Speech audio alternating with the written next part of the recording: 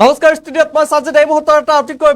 গুৰুত্বপূৰ্ণ খবৰ অহাৰ চেষ্টা কৰিছো এই মুহূৰ্তৰ এটা ব্ৰেকিং নিউজ কিয়নো গুৱাহাটী মহানগৰীত এটা মছজিদত হাহাকাৰ লাগিছে আজি পবিত্ৰ মহৰমৰ দিনাই এটা মছজিদত ভয়ংকৰ ঘটনা সংঘটিত হৈছে কিয়নো মছজিদৰ সন্মুখত দুষ্ট চক্ৰই অচিনাক্ত দুষ্ট চক্ৰই পেলাই থৈ গ'ল গাহৰিৰ মাংস আৰু গাহৰি মাংস পেলাই থৈ যোৱাৰ পিছতেই গুৱাহাটীৰ এটা মছজিদত হাহাকাৰ লাগিছে আমি লৈ আহিছো এই মুহূৰ্তৰ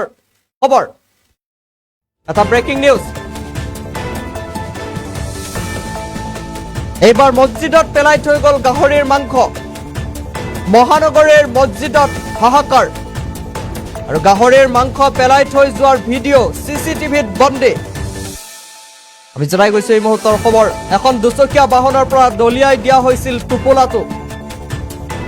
পাঞ্জাবাৰীৰ পুৰণ বস্তিৰ মছজিদত এই অঘটন হৈছে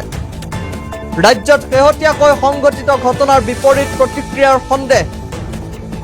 আৰক্ষী উপস্থিত হৈ ইতিমধ্যে আৰম্ভ কৰিছে তদন্ত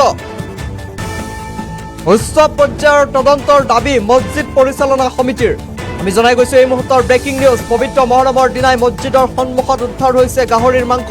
আজি পবিত্ৰ মহৰম আৰু মহৰমৰ দিনাই গুৱাহাটী মহানগৰীৰ এটা মছজিদৰ সন্মুখত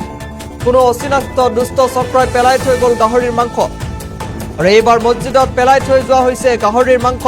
মহানগৰীৰ মছজিদত হাহাকাৰ গাহৰিৰ মাংস পেলাই থৈ যোৱাৰ ভিডিঅ' চিচিটিভিত বন্দী আৰু এখন দুচকীয়া বাহনৰ পৰা দলিয়াই দিয়া হৈছিল টোপোলাটো